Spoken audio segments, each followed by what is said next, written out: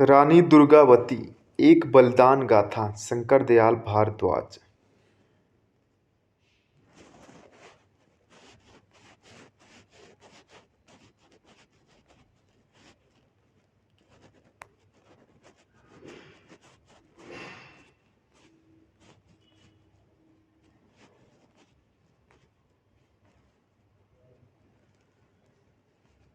महाराज कीर्ति देव सिंह कलिंजर किले के समीप दुर्ग मंदिर से माँ भवानी की पूजा करके लौट रहे थे। उनके आगे आगे पंडितों और पीछे पीछे सैनिक चल रहे थे। पूरे किले में भक्ति का माहौल था। महारानी को प्रसव पीड़ा थी। कलिंजर के शासक का जन्म होना था। कीर्ति देव सिंह किले के अंदर प्रवेश करके अपने बृहद कक्ष में पधारे, जहाँ ज्योतिष के जानकारों का जमघट था।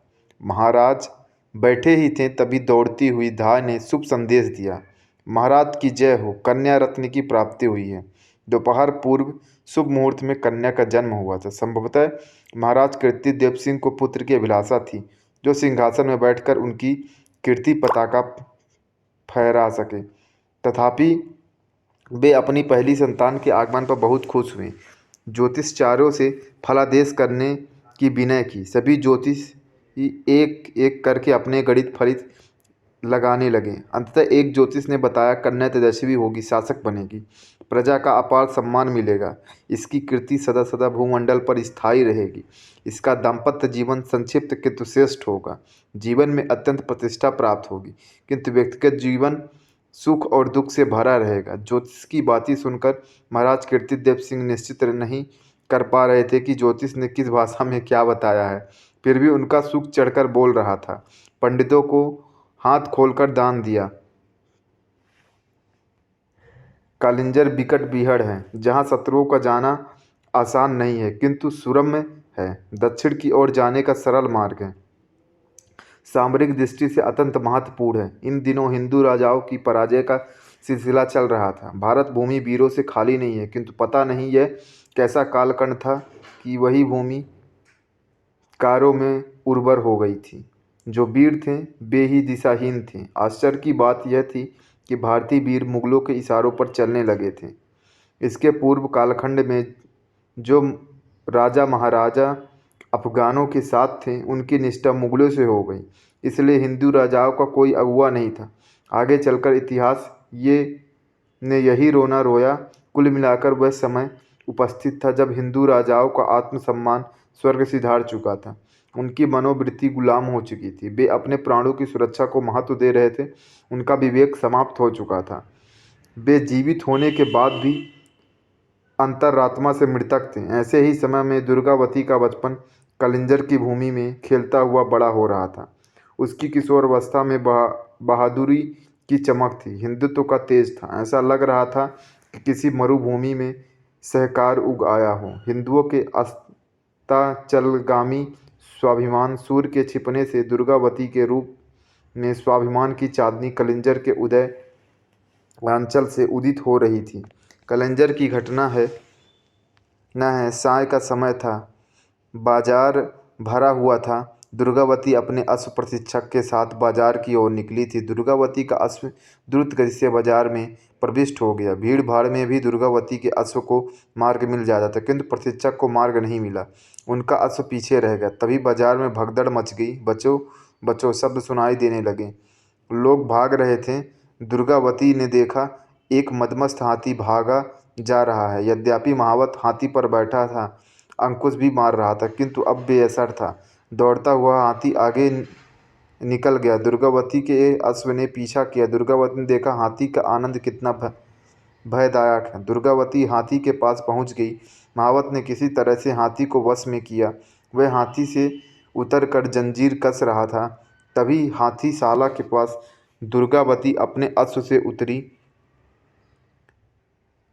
एक तेजस्वी बालिका जिसकी आयु 10 वर्ष थी ने कहा, महावत चाचा, मुझे हाथी से सैर करनी है। महावत पहचानता था कि यह राजकुमारी दुर्गावती हैं। वह समझते हुए बोला, महावत, इसे बांध दूं, फिर दूसरा हाथी खोलता हूँ। मुझे इसी हाथी से सैर करनी है। महावत, नहीं बिटिया, जंगली हाथी है, अभी तौर तरीके नहीं जानता। दुर्गावती, मुझे तो इसी हाथी से सैर करनी है। महावत, जिद न करो बिटिया, अभी यह सवारी की योग्य नहीं है। दुर्गावती, नहीं चाचा, हाथी ही तो है, क्या हम इसके आधार पर चलेंगे या हमारे आधार पर यह चलेगा? महावत, आपके आधार पर यह चलेगा, किंतु चलना तो सीख जाए। दुर्गावती, यह आज ही सीख जाएगा, हम इसी से जाएंगे।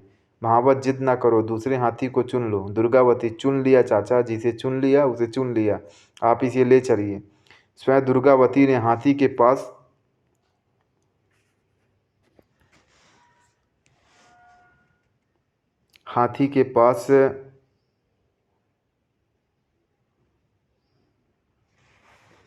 जाकर उसे बैठने का इशारा किया। इशारा पाते ही मतवाला हाथी तुरंत बैठ गया। वह अपनी पीठ हिलाकर मानो बैठने का निमंत्रण दे रहा था। उसके मुख और तुंड से भी प्रसन्नता प्रकट हो रही थी। दुर्गावती तुरंत हाथी पर बैठ गए। दुर्गावती के बैठते ही हाथी खड़ा हो गया और पूरी मस्ती से सूंड को उठाकर सैर कराने लगा। लगता था हाथी जंगल से भागकर नहीं बल्कि किसी सर्कस से भागकर आया था। बड़ी देर तक दुर्गावती को घुमाता रहा और सूंड उठाकर दुर्गावती के हाथों का स्पर्श लेता रहा। हाथी का यह दृश्य देखकर महावत हैरान था। महावत ने कहा, बेटी, तुम देवी हो जो ऐसे उदंड हाथी को खिलौना बना लिया। दुर्गावती बोली, यह हमारे देवता भी हैं और सैनिक भी, भला इनसे क्या डरना। बाजार ने यह दृश्य देखा कि पहले यही हाथी भय प्रदान कर रहा था, वह हाथी गणेश बन गया। किसी को सीख देनी तो दुर्गावती से सीखना चाहिए। इस छोटी सी लड़की के साहस तो देखो, साक्षात गजवाहिनी दुर्गा है। दुर्गावती चाहती थी यह घटना को प्रजा न कहे, किंतु कीर्ति तो कौमुदी है। जब चांद निकलता है चांदनी दिखाई देती है। महाराज कीर्ति देव सिंह पुत्री की गाथा सुनकर बोले, दुर्गावती, एक दिन दुर्गावती जैसी पूजा पूजी जाएगी। इसके हर कार्य साहस से भरे होते हैं और पूरे होते हैं। दुर्गावती के बचपन में अनेक ऐसे सौर अध्याय जुड़ गए थे जिनको प्रजारंजन भी कह सकते हैं। दिन ढलने वाला था, आकाश में पक्षी उड़ते हुए दिखाई दे रहे थे। दुर्गावती धनुष बाण का अभ्यास कर रही थी।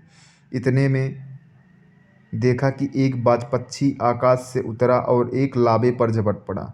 लावा अपनी जान बचाकर एक झाड़ी में छुप गया। बाज फिर से आकाश की ओर चला गया। जैसे लावा झाड़ी से निकला, फिर से बाज लावे पर झपटने के लिए टूट पड़ा। उसी समय दुर्गावती ने अपने चढ़े हुए बाण को बाज की ओर मोड़ दिया। बाण जाकर बाज की गर्दन में लग गया और विधा हुआ बाण सहित बाज धरती पर गिर गया। प्रशिक्षक ने दुर्गावती की जब लक्ष्य भेद देखा तो दंग रह गया। उसने कहा, विद्यार्थी गुरु से अधिक श्रेष्ठ है। दुर्गावती की शिक्षा घर से ही प्रारंभ हुई। उनको पढ़ाने के लिए गुरुजी नियमित आते थे। भाषा, राजनीति, संस्कृत तथा अन्य उपयोगी शिक्षा प्रदान करते थे। साथ ही सौर पराक्रम, घुड़सवारी, तलवारबाजी, तैराकी आदि की शिक्षा का समुचित प्रबंध था। दुर्गावती स्वयं भी शारीरिक शिक्षा में निपुण थी। जहाँ पर वह 13 वर्ष की अवस्था में वाल्मीकि रामायण को पढ़ लेती थी, वहीं पर तलवारबाजी में उसके सामने अच्छे अच्छे योद्धा नहीं टिकते थे। घुड़सवारी की इतनी विद्य थी कि दोनों पैरों में एड़ लगाकर मुंह में घोड़े की बागडोर को पकड़कर दोनों हाथ से तलवार युद्ध का अभ्यास कर लेती थी। दुर्गावती की इस तैयारी को देखकर महाराज कीर्तिदेव सिंह कहते थे, यह दुर्गावती नहीं, यह तो दुर्गा का अवतार है। एक दिन दुर्गावती ने महाराज से कहा, महाराज, एक संदेश आया है। समीप के गांव में एक बाघ ने कई प्रजाजनों की हताहत किया है। मैं उसे मारने जा रही हूँ। महाराज कीर्तिदेव सिंह जानते थे दुर्गावती की धनुष विद्या अत्यंत प्रखर है। इसका निशाना अचूक है और इतनी निडर है कि भय भी इसे भय खाता है। किंतु एक पिता अपनी किशोर संतान को बाघ के मुख में कैसे जाने दे? कीर्तिदेव सिंह बोले, ठीक है, विचार करूँगा। वैसे आपकी अवस्था भी शेर से सामना करने की नहीं है। शिकार दल को लेकर महाराज कीर्तिदेव सिंह गांव की ओर प्रस्थान किए। साथ में दुर्गावती भी थी। दुर्गावती की सहेली रामचेरी छाया की तरह दुर्गावती के साथ थी। उसे भी तमाम विद्याओं का आभास था। गांव पहुंचने के बाद महाराज हाथी से उतरे। मचान बांधा गया। मचान के पास शिकार बांधा, हाका डालने की तैयारी की गई। दूर मचान में दुर्गावती और रामचेरी को बैठा दिया गया, जिससे दुर्गावती के शिकार का दृश्य देख सके। किंतु घंटों की प्रतीक्षा के बाद जब सिंह नहीं निकला तो थक कर दुर्गावती ने अपना धनुष बाण उठाया, रामचेरी को लिया और बाहर निकल गई। मचान से कुछ दूर टहलते हुए जैसे वे गली के पास निकले तो सामने सिंह आता हुआ दिखाई दिया। रामचेरी ने इशारा किया। दुर्गावती बोली, तू झट से पेड़ में चढ़ जा, पता नहीं खूंखार जानवर क्या कर डाले। और पर्वत की तरह अडिग दुर्गावती ने अपने बायां पैर आगे जमाया, नुकीला तीक्ष्ण बाण निकाला, धनुष पर चढ़ाया और आते हुए सिंह पर निशाना साधकर छोड़ दिया। सिंह की गर्दन में लगा, इतनी तेजी से लगा कि गले की फाड़ कर बाहर झांकने लगा। सिंह ने जोर की दहाड़ भरी, उछला और वहीं गिर गया। रामचेरी चिल्लाकर पेड़ से कूद पड़ी। शिकार खेलने गए महाराज कीर्तिदेव सिंह के सैनिक दौड़ पड़े। महाराज कीर्तिदेव सिंह भी मचान से उतरकर नीचे आए। सिंह उठने की स्थिति में नहीं था। पास जाकर देखा तो सिंह एक बाड़ में ही मर गया था। इस बात की ख्याति स्थान स्थान पर फैल गई। राजकुमारी दुर्गावती सिंह का शिकार करने में महाराज से भी अधिक निपुण है। पुत्री की बहादुरी और इच्छा शक्ति को देखकर महाराज बहुत खुश हुए। उनकी एकमात्र संतान शासन करने योग्य है। वह कलिंजर के राज्य का विधिवत संचालन कर सकती है। 14 वर्ष की दुर्गावती शरीर से हष्ट-पुष्ट, विचारों से परिपूर्ण और निर्णायक मति की तेजस्विनी दिखती थी। महाराज ने सोचा, सब कुछ होने के बाद भी आखिर पुत्री ही है, अतएव सुयोग्य राजा से इसका विवाह तो करना ही होगा। सुयोग्य राजा सोचते ही महाराज कीर्तिदेव सिंह उदास हो गए। राजाओं की कायरता के कारण उन्हें हमेशा बेचैनी रहती थी। ऐसा कोई है जो दुर्गावती के योग्य हो?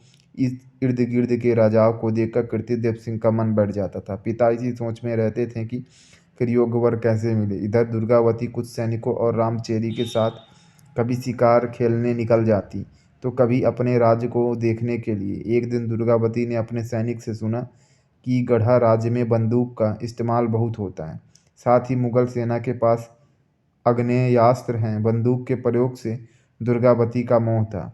वह कलिंजर और गढ़ा की सीमा में शिकार खेलने की दृष्टि से अपनी छावनी में जा पहुंची।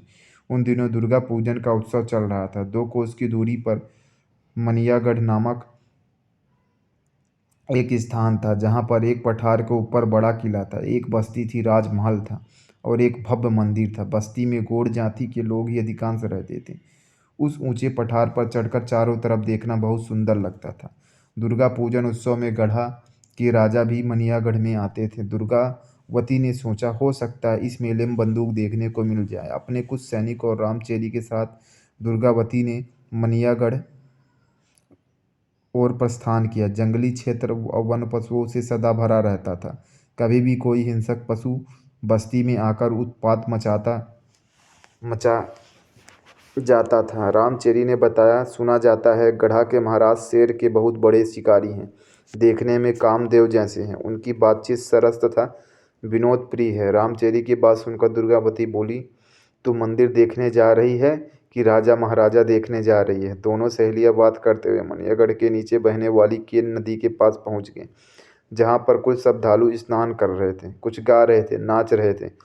कोलाहल के साथ केन नदी का कलकल निदान सम्मिश्रण होकर मानो संगत कर रहा था। वृक्षों की हरियाली, नदी की लहर, चमकती हुई धूप, श्रद्धा से भरे हुए नर नारी, यह सारा दृश्य देखकर दुर्गावती का मन खुश हो गया। तमाम लोगों में अधिकांश स्त्री पुरुष सावले थे। स्त्रियां काली होने के बाद भी सुगठित थी, पुरुष ठीगने होने के बाद भी पुष्ट दिखाई देते। तभी बड़ा जोर का कोलाहल हुआ, स्त्री पुरुष भागने लगे। रामचेरी चिल्लाई, दुर्गावती शस्त्र धारण करो, परीक्षा का समय आ गया। गिरते पड़ते लोग घाट से बाहर हो गए। इस पार दुर्गावती और उस पार भागता हुआ कोलाहल, बीच में केन नदी। दुर्गावती ने तत्परता से प्रत्यंचा चढ़ाई, बाढ़ साधा। रामचेरी ने भी भाला उठाया। कुछ पीछे सैनिक तेजी से आ रहे थे। दुर्गावती ने जब घाट की ओर देखा तो एक शेरनी अपने 2 नन्हे शावकों के साथ घाट के पास आकर खड़ी हो गई।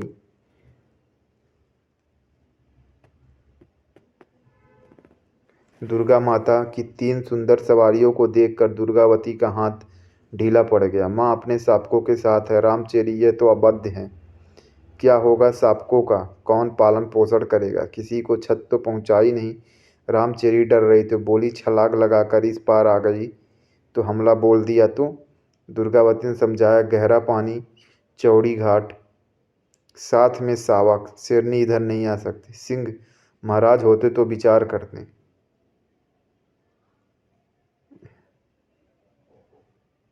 सिंह महाराज होते तो विचार करते। माता अपने बच्चों की जान जोखिम में नहीं डालेगी। चलो इन्हें छोड़ देते। रामचेरी बोली, सिंह महाराज होते तो क्या मार डालती, शेरनी को अकेला कर देती? इसी वार्तालाप के बीच पेड़ों के झुरमुट में शेरनी ओझल हो गई। तब तक सैनिक दुर्गावती के समीप आ गए। दुर्गावती सैनिकों के साथ अपने पड़ाव में चली गई। पड़ाव में महाराज कीर्तिदेव सिंह प्रतीक्षा कर रहे थे। रामचेरी ने पूरा आंखों देखा हाल आज को सुनाया। दुर्गावती अपना शिकारी वेश बदलने चली गई। दोपहर चढ़ रही थी, भूख बढ़ रही थी। जंगल में पकता हुआ भोजन क्षुधावर्धन का कर रहा था। जंगल का सूख जंगली होने के बाद भी अनुपम है।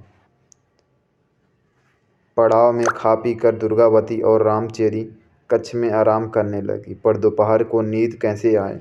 जंगल शांत था, किंतु दुर्गावती का मन अशांत था। कभी कभार चिड़िया की चींची सुनाई देती थी। रामचेरी बोली, राजकुमारी द्वारा किस तत्व का चिंतन चल रहा है। दुर्गावती, मैं केन नदी की सुंदरता को याद कर रही हूँ। रामचेरी, तुम्हें शेरनी के दुधिया शावक याद नहीं आते। कैसे उछलते कूदते माँ के साथ निश्चित खेल रहे थे। माँ सचमुच भगवान होती हैं। फिर किस तरह पेड़ों के झुरमुट में छिप गई। क्या शावकों को पता होगा कि वे एक दिन सिंह बनने वाले हैं, जिनके दहाड़ने से सारा जंगल कनकना जाएगा। सच में शावकों को पता नहीं होगा कि वे बहुत खतरनाक होने वाले हैं। इसी का नाम शैशव है। खूंखार सिंहों का भी शैशव दुलारा होता है। दुर्गावती, तू जंगल में मुझे पढ़ाने के लिए आई है। रामचेरी, क्या कोई गंभीर चिंतन चल रहा है अपने आने वाले भविष्य का। जो मेरी बात अच्छी नहीं लगी। दुर्गावती चुप नहीं रहेगी। रामचेरी, क्या चुप के समांतर चुप रहने की विधि लागू हो चुकी है। दुर्गावती, रामचेरी, पिताजी नाराज हैं। रामचेरी, भला किस लिए। दुर्गावती, उस बुढ़ऊ राजा को लेकर। रामचेरी, बुढ़ऊ राजा सुनते ही खिलखिलाकर लिपट गई। रामचेरी, अच्छा, राजा सरकार, जिन्होंने विवाह का प्रस्ताव भेजा था। दुर्गावती, बहुत न उछल। रामचेरी, किसने बताया कि हमारे होने वाले जीजा सरकार बुढ़ऊ हैं। दुर्गावती, बुढ़ऊ का नख सिख वर्णन तो तेरी ही जलती जुबान से सुना था। रामचेरी, अच्छा, तो पुनः पारायण सुनना चाहती हैं। दुर्गावती, रामचेरी, सही सही बता, कैसे हैं। पिताजी के कक्ष के पसार में एक कक्ष है, जिसमें मात्र पर्दा लगा है। उन्हें सुनाई देगा। मैं हाँ हूँ नहीं कर पाऊँगी। सुनने के का आनंद लूँगी। तू जोर जोर से उस राजा का आंखों देखा हाल सुनाना। दोनों सहेलियां महाराज कीर्तिदेव सिंह के कक्ष के पास के कक्ष में चली गईं। उसी समय कीर्तिदेव सिंह को जल पीने की इच्छा हुई। सेवका ने पानी पिलाया। पान खाकर महाराज दोपहर ढलने की प्रतीक्षा करने लगे। रामचेरी, दुर्गावती, तूने उत्तर दे दिया ना। तू सो रही है तो जाग। वह बहुत बड़े राजा हैं। उनके हजारों खेत हैं। भैंसों का कारोबार है। पहले से भी 4 रानियां हैं। 2 रानियों ने माला जपकर राजमहल का वातावरण आध्यात्मिक बना दिया है। दुर्गावती, चुप कर। रामचेरी, क्या चुप करना। राजा ने तुझे चाहा है। तू नबेली महारानी बनकर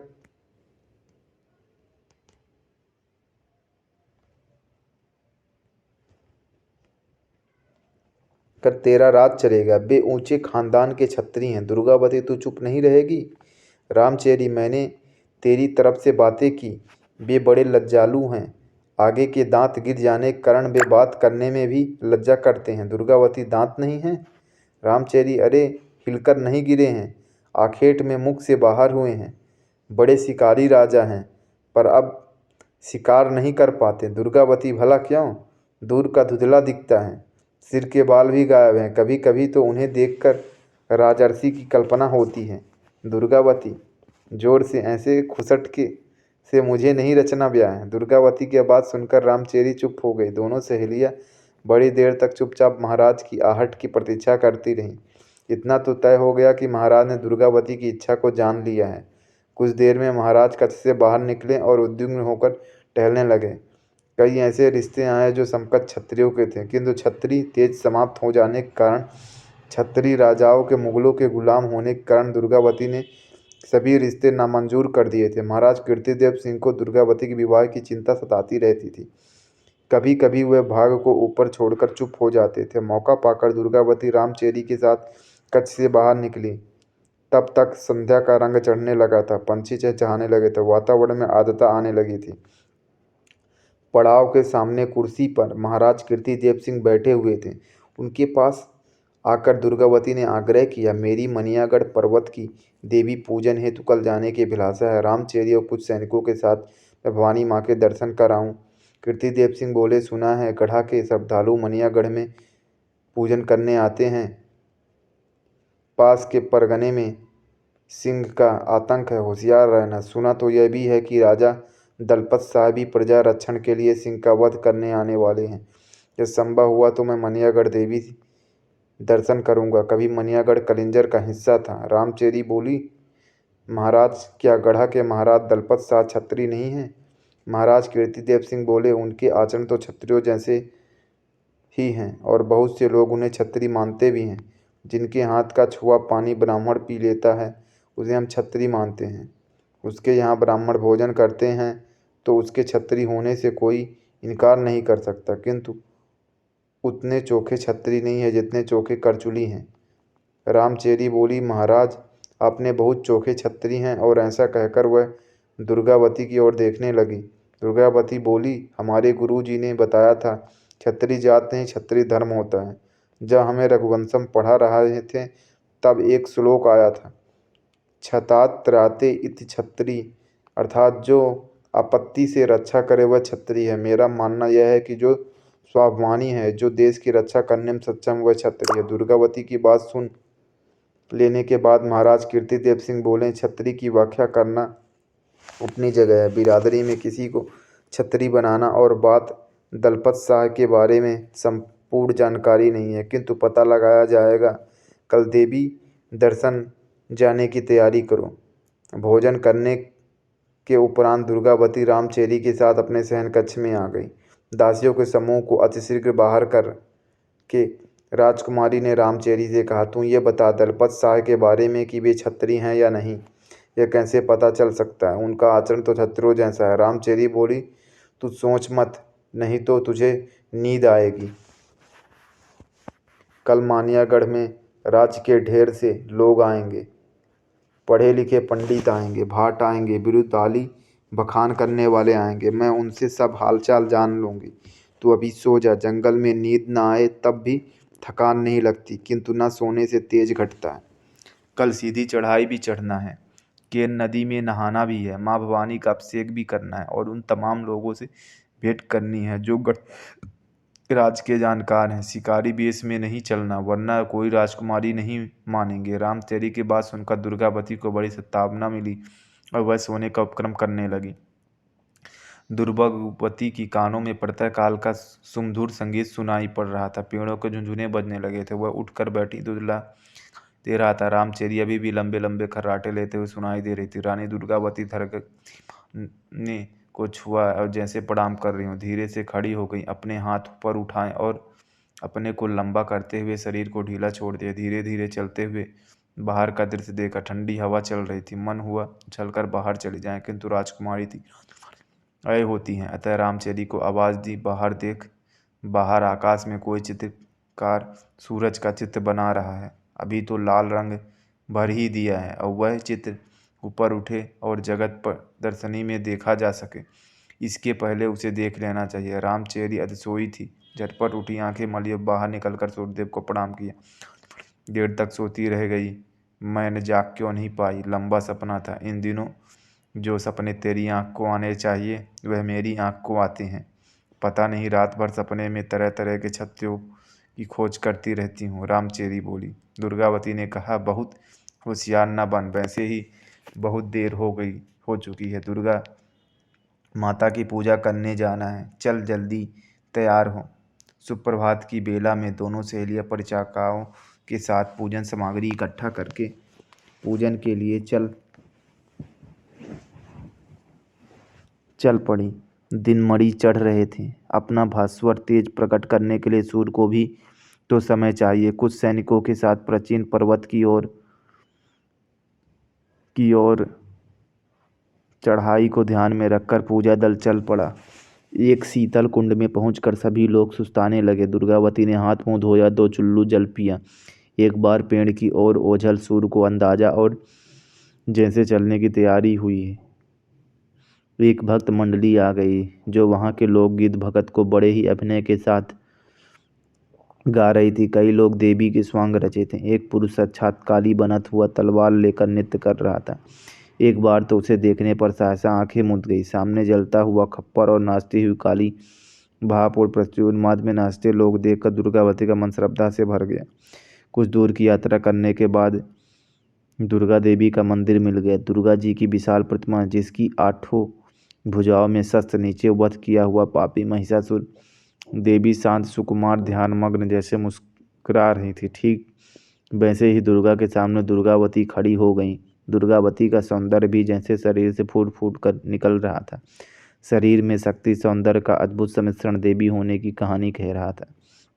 एक खड़े भक्त को लोग कभी अष्टभुजा दुर्गा को देखते तो कभी दुर्गावती को। दुर्गावती और दुर्गा के बीच कटा हुआ महिषासुर किसने मारा है, यह पता नहीं लग रहा था। जैसे कोई दो महान वीरों के बीच आने वाला सिंह जब 2 बाणों से मरता है और एक साथ लगते हैं, तब तय नहीं हो पाता किसके प्रहार से सिंह मरा है। उसी तरह दुर्गा और दुर्गावती के बीच में पड़ा हुआ निशाचर लग रहा था कि पता नहीं किस देवी ने मारा।